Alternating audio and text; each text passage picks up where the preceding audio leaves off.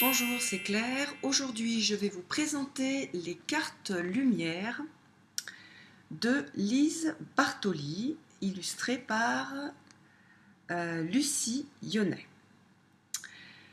Alors, donc c'est un jeu qui a été spécialement fabriqué pour explorer et transformer les parts d'ombre. Lise Bartoli, c'est une psychologue, psychothérapeute et hypnothérapeute.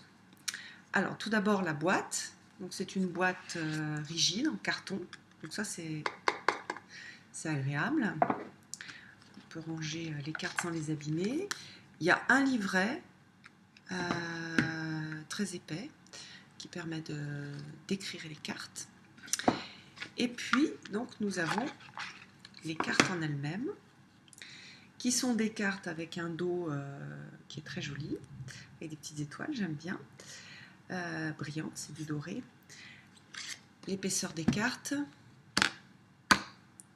c'est une épaisseur assez... ce sont des cartes qui sont assez épaisses. Le jeu est composé de 5 types de cartes. On va avoir des cartes ombre, par exemple celle-ci. Donc ça va donner une information sur l'ombre. Donc la partie refoulée. Donc c'est un jeu qui est très très axé psychologie. Après, donc on va avoir des cartes, 12 cartes émotions, par exemple comme celle-ci. Là, voilà, on voit un type de carte émotion. Puis des cartes lumière, donc c'est un peu carte guide intérieur. Voilà, l'aigle. Des cartes ressources. Un exemple de carte ressources. 12 aussi, il y en a 12 de chaque. Et puis après, donc des cartes transformation. Voilà. Alors, moi, juste comme ça, quand je l'ai ouvert, le jeu, je me suis dit, oh mon Dieu, les illustrations, c'est horrible. Alors, donc toutes les illustrations ne sont pas horribles, mais par contre, il y en a qui ne me plaisent pas du tout.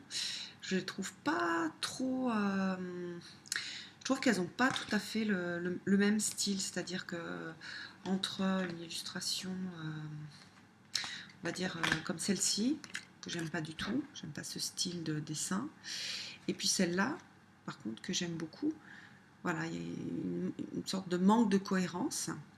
Et puis le cadre de couleur, je trouve que vraiment, ça fait du tort à l'image. C'est-à-dire celle-ci qui est très très jolie.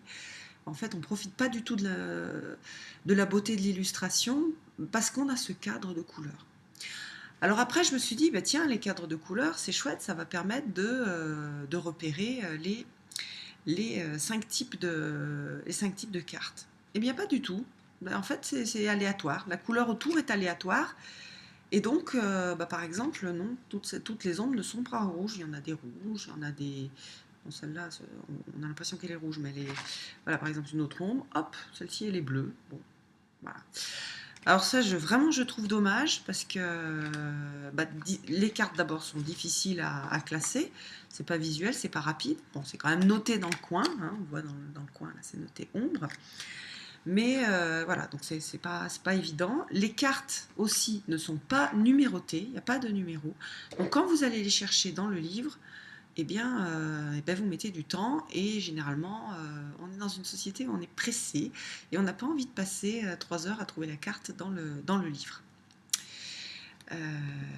Donc quand même, pour l'illustratrice, je voudrais dire qu'il y a des cartes qui sont très belles, et c'est pour ça aussi que j'avais choisi ce jeu. Par exemple, voilà, l'illustration qui correspond à... Donc c'est cette illustration qui est aussi l'illustration d'une carte. Ça, je trouve ça très très joli. Très bien fait. Voilà. Donc voilà, donc ce jeu, il est vraiment fait pour travailler sur soi.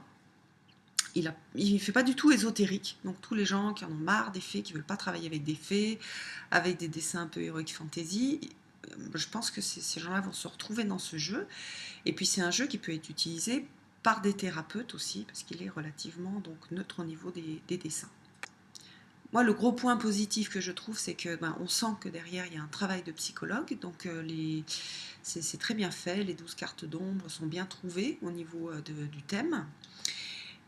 Et puis le tirage, j'aime bien ces tirages composés. Donc il y a un tirage en 5 cartes qui correspondent aux 5 types de cartes. Donc on va d'abord explorer l'ombre, la face cachée de la question. Après l'émotion, donc l'émotion qui accompagne cette ombre. Après, donc on a la partie lumière, c'est le guide intérieur, les choses qu'on va aller chercher en soi.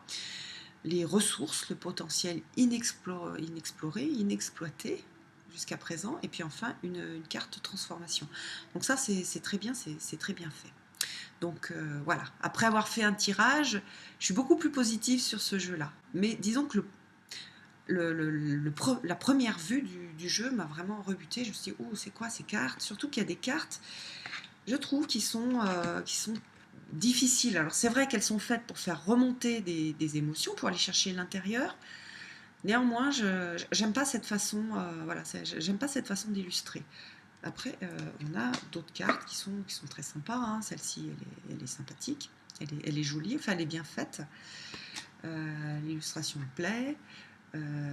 Voilà, puis celle-ci aussi, donc c'est l'amour, je la trouve très jolie.